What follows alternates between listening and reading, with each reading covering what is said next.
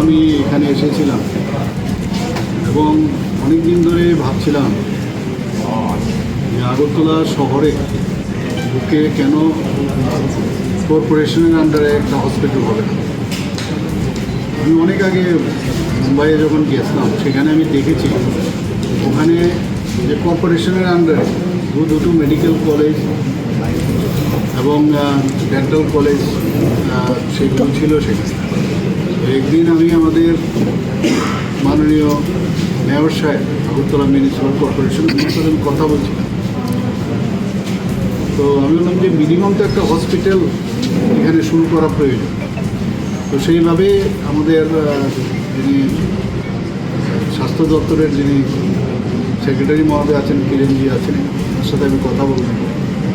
বলার পর আমরা জায়গা চিহ্নিত করলাম এবং এখানে আজকে আপনারা দেখেছেন আমি বারবার বললাম এমনভাবে কর্পোরেট স্টাইলে যেন এটা হসপিটাল হয়, তাতে করে মানে পরিষ্কার পরিচ্ছন্ন এবং যারা পেশেন্টরা এখানে আসবেন এখানে তো পয়সা দিতে হবে না, কিন্তু পেশেন্টরা যখন আসবেন নিজেদেরকে যেন এটা ফিল করে যে আমার মানে এখানে পরিষেবা পাচ্ছি, যেটা কর্পোরেট সেক্টরে গিয়ে পয়সার বিনিময়ে যেটা পাবে সেটা যেন সরকারি পর্যায়ে বিনা পয়সায় সেটা পাবে। এর জন্য একটা চিন্তা ভাবনা ছিল। তো আজকে তার আমরা ফাউন্ডেশন লে করেছিলাম 1 বছর আগে, আজকে তার উদ্বোধন হলো এবং আমি এর জন্য আমাদের আগরতলা মিউনিসিপ্যাল কর্পোরেশনের মাননীয় মেয়র শ্রী দীপক মজুমদারকে ধন্যবাদ দেবো। বিশেষ করে আমাদের যিনি সেক্রেটারি মহোদয় আছেন তাকে আমি ধন্যবাদ দেবো এবং অন্যান্য দপ্তরের যারা সবাই মিলে আমরা যেভাবে এবং খুব কম সময়ের মধ্যে এটাকে আমরা ডেভেলপ করতে পেরেছি। এখানে আমার কাছে যা রিপোর্ট আছে এই হসপিটালে পেপারলেস সমস্ত কিছু হবে, রেজিস্ট্রেশন থেকে শুরু করে সেটা ওপিডি হোক আইপিডি হোক সব জায়গার মধ্যে পেপারলেস হবে।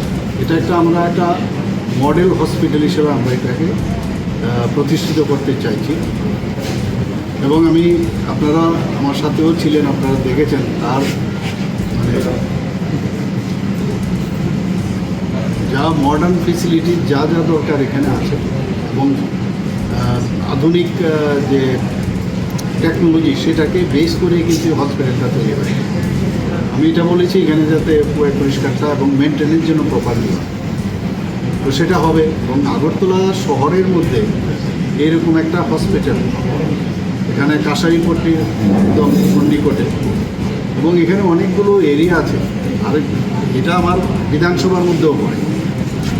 তো সেই দিক থেকে যদি আমরা দেখি এখানে যতগুলো আজকে শান্তিপাড়াই হোক, এখানে আমাদের যে মহানামব্রতের এখানে যে পাড়াই হোক, মহানামব্রতের যে আশ্রম আছে সেখানে বনমালীপুরের একটা অংশ, চিত্তরঞ্জনের একটা অংশ, এদিকে মধ্যপাড়ার থেকে আরম্ভ করে এদিকে যতগুলো এরিয়া আছে সব একটা থিকলি পপুলেটেড এই আগরতলা শহরের এই জায়গা। তো ওনারা তো অনেক সময় জিবিতে যাবে বা আইজিএমে যাবে, ভিড় হবে, যে কারণে প্রাইভেটের দিকে ওনারা যেতে।